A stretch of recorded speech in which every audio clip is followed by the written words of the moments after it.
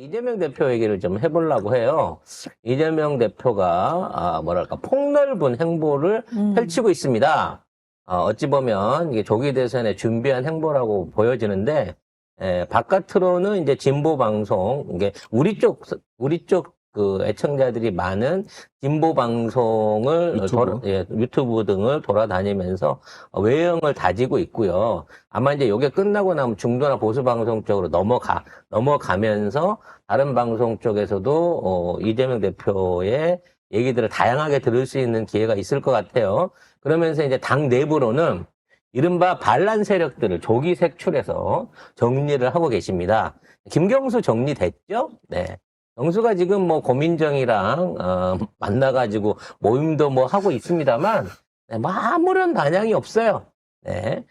이런 상황에서 이제 뭐 김동연을 비롯해가지고 세력들이 서로 모여가지고 뭔가를 해본다고 합니다만 의원들 고민정 포함 2명 정도 참석하는 수준의 저기를 잡아가고 있습니다. 김경수는 난리치다가 뭐 사과도 하고 하여튼 뭐 거짓말했다가 난리. 아니 심지어는 그러니까 내란 세력들하고도 손을 잡아야 된다 뭐 이런 개소리까지 시전하면서 얘가 도대체 무슨 마인드지? 얘가 진짜로 민주당 출신, 민주당에만 있었던 인사가 맞나?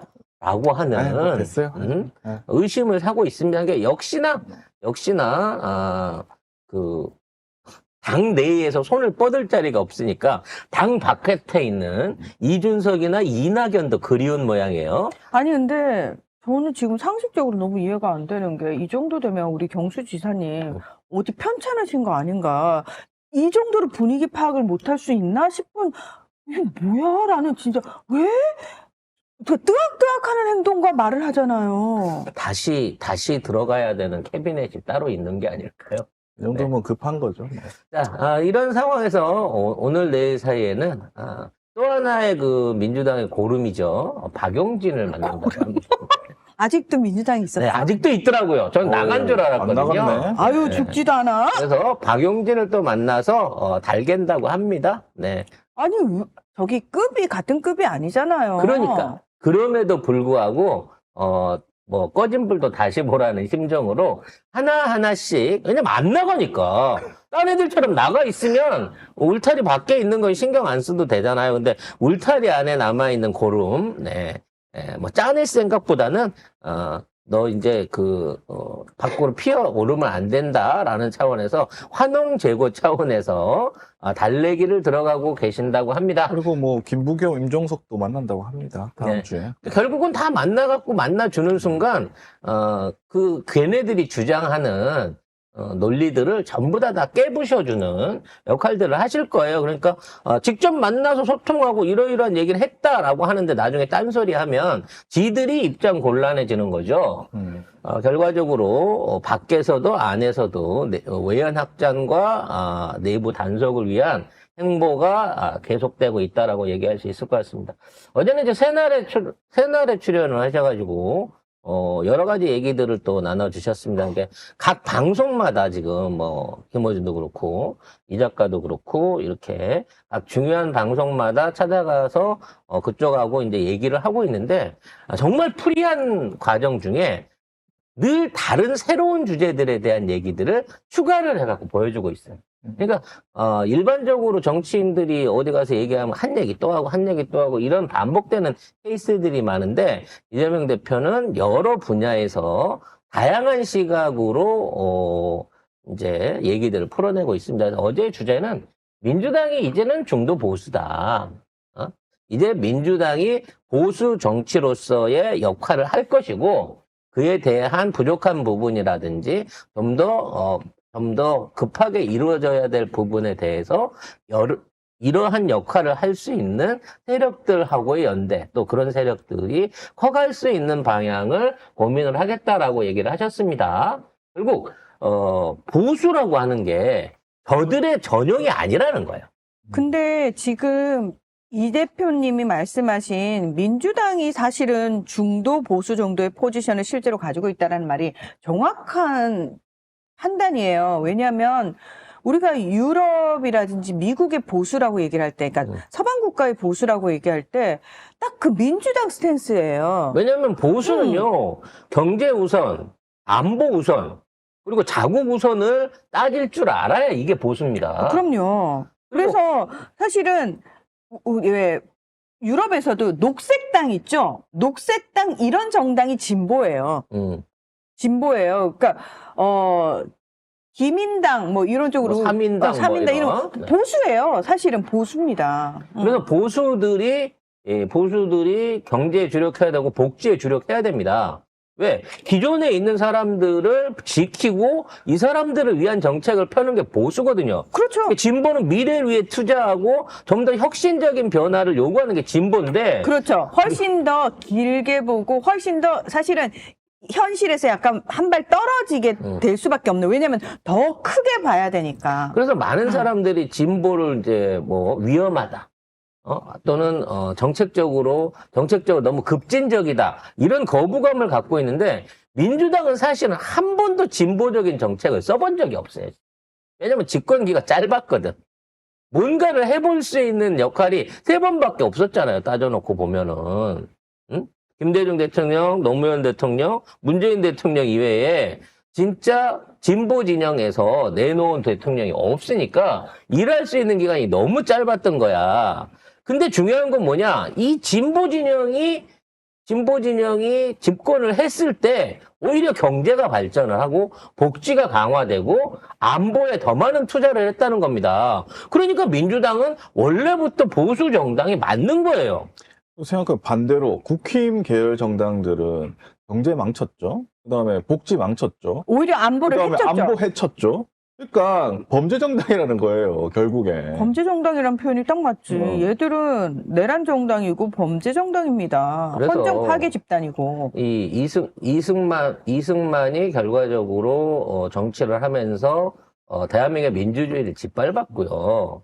전두환 녹태우는 폭력적인 쿠데타를 통했고 국민의 생명과 안전을 위협하는 이 군사 정권이었고요. 이명박과 박근혜는 사실상의 경제 범죄를 저질러 갖고 이들끼리 나라를 해먹은 쉽게 말해서 범죄 집단이었어요. 그리고 윤석열은 뭐냐? 이 모든 걸 총망라해서 다 해먹고. 다 한 거야. 쿠데타도 하고 경제도 망치고 범죄도 저지르고 아니 종합 선물 세트인 거야. 아주 최악의 최종 빌런인 거지. 박근혜보다 더한 애가 나올 거 했는데 이거. 지금까지 다 합친 거야. 이건 다. 이승만, 전두환, 와. 노태우의 이명박, 박근혜를 다 합친 거야. 심지어 2년 반 만에 이걸 다 해낸 거야. 그러니까 적나라하게 표현하면 더 정확하게 표현하면 육각형 정권이다. 육각형 완벽해.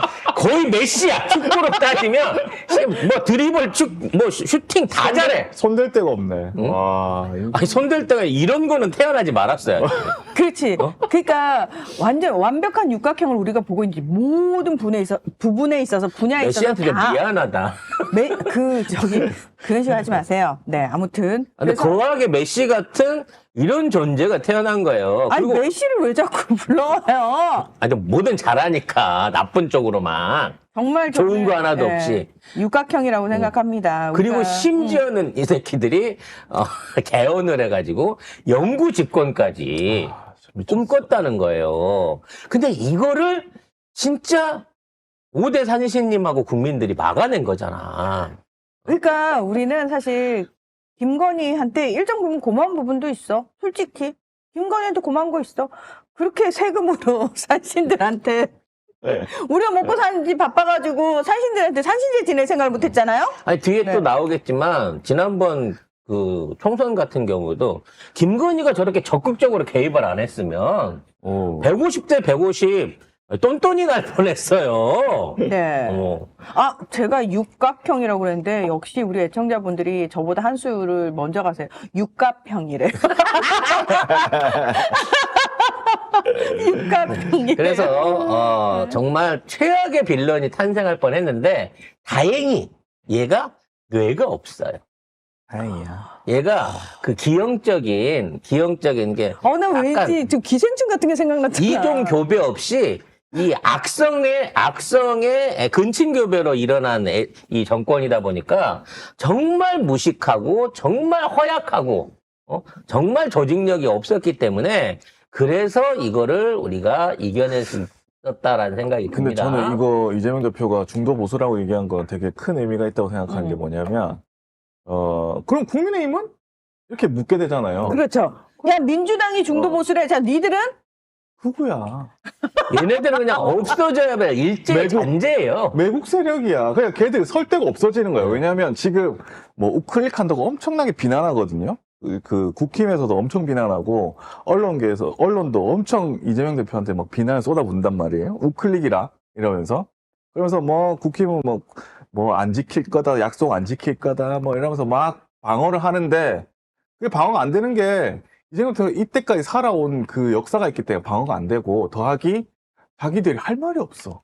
야, 우리가 그래도 안보 잘하고 우리가 경제 잘하고 이렇게 한다고 예를 들어서 얘기해야 되는데 중도가 없잖아, 아니, 중도가. 잠깐만. 저희가 중도 보수입니다. 이랬는데, 예를 들어서 국짐이, 보수는 우리야! 보수 우리라고! 니들은 진보잖아! 막 이렇게 하면, 보수의 뜻이 뭐야? 보수가 그렇게 안보를 내팽개치고 경제를 내팽개쳤어? 그러면 뭐라고 할 거야? 결국 그게 다 니들 정권에서 망치했잖아. 결국에는 그렇죠.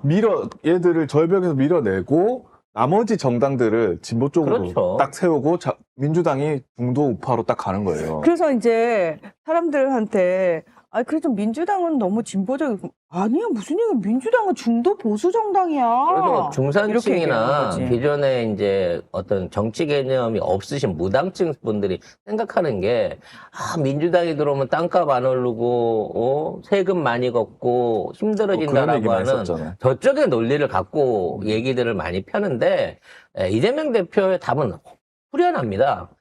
물론 분배해야 된다. 하지만 분배하려면 성장을 해야 분배될 거 아니냐는 그러니까 거예요. 뭐가 있어야지 그럼. 맥이지. 없는 살림에 콩 한쪽이라도 나눠 먹자. 이거는 보수가 아니에요. 근데 그건 생각해보면 분배도 아니고요. 생각해보면 참여정부 시절에 혁신경제 있었고 문재인 정부에서 신산업 육성 정책 이런 거에서 그러니까 뭐 분배만 한 게 아니야. 성장을 시켜서 분배한 거예요. 그 다음에 분배를 하자고 했던 거예요. 이때까지도. 보수라고 하는 애들이 집권을 했을 때는 대기업들만 모든 돈을 벌어먹었고 그걸로 서민의 경제는 파탄됐습니다. 하지만 진보라고 얘기하지만 사실은 우리가 보수인 민주당 정권은 언제나 서민 경제를 살리고 자영업자를 늘리고 실질 소득을 높여오는데 주안점을 줬고 그걸로 분배를 한 거예요. 즉 벌어서 나눠 먹었지 지금 있는 거를 쪼개갖고 나눠 먹자고 얘기한 적이 없다니까. 그리고 복지 정책 자체도 원래 우파 정책입니다. 우파 정책인데 굳이 안 하잖아. 근데 민주당은 그런 정책을 계속 발견하고 이재명 대표는 그걸 실행까지 하고 했었잖아요.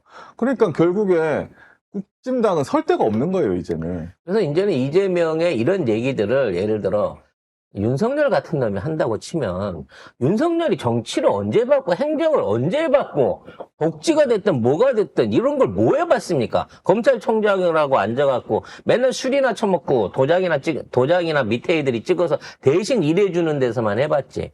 하지만 이재명 대표는 성남시장부터 경기도지사를 거쳐가지고 그 본인이 부임하는 지역 행정 안에서 항상 1위를 했었고 이 부도난 성남시를 다시 되돌려놨었고 경기도를 5년 연속 가장 살기 좋은 지역으로 그 경기도민들과 국민들이 인정할 수 있는 지자체 행정력을 보여주신 분이에요. 아니, 근데 웃긴 거는 저 이직들도 이재명이 일은 잘하지. 이건 인정하잖아. 응. 근데 왜 안 뽑아? 일을 너무 잘하니까.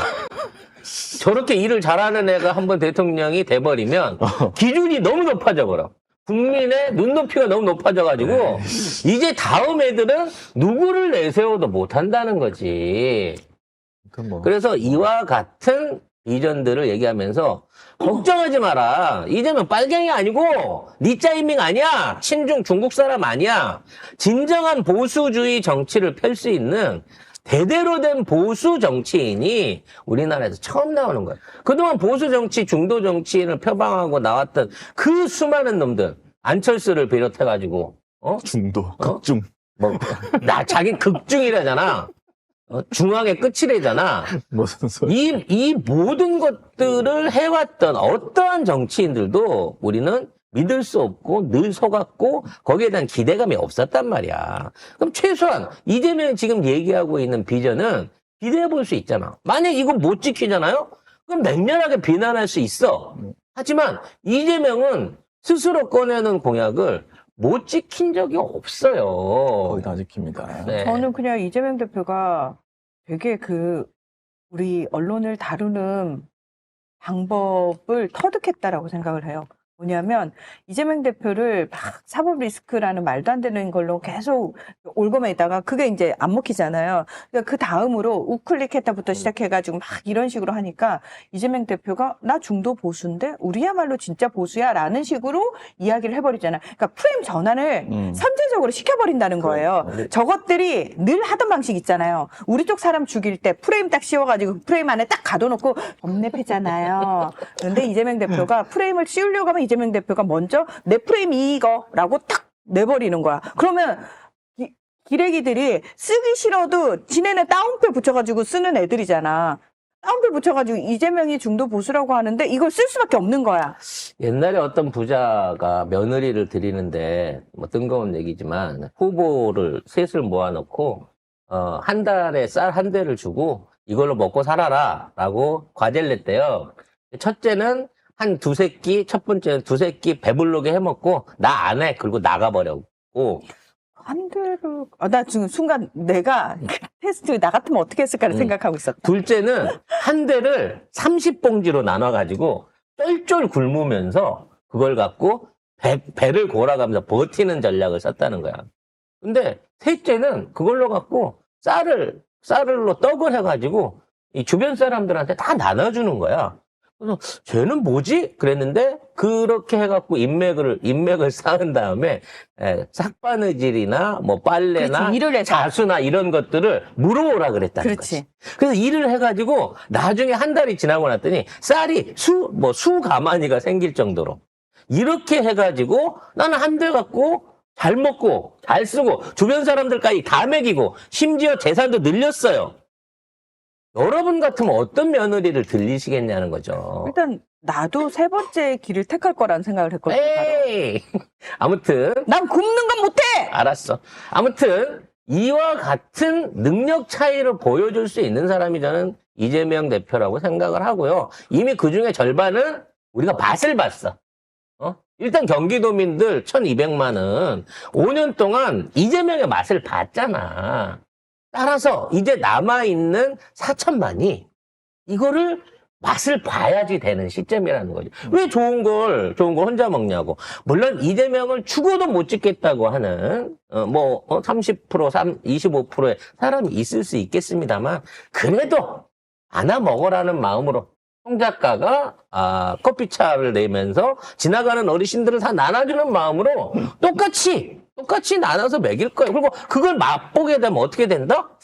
다음번에도 기대하게 되는 거예요. 이거 한번 받으면 이 끊기잖아요? 그러면 생각이 나거든. 그럼 아니 이재명은 줬는데 왜 다른 데서는 안 줘? 이게 나오게 되다 보면 그렇죠. 그거는 정치 논리, 사상의 논리, 그동안에 있는 경험하지 못했던 오해가 그때 가면 다 풀린다는 겁니다. 그걸 할 수 있게 되는 계기가 저는 마련되고 있다고 생각을 합니다. 어쨌든 이재명 대표님이 유튜브 도시는데 우리 채널 안 오시겠죠? 물론 이제 대표님의 기준이 구독자 수로 간다고 치면 저희는 이제 임기 끝날 때까지 못 뵐 수도 있죠.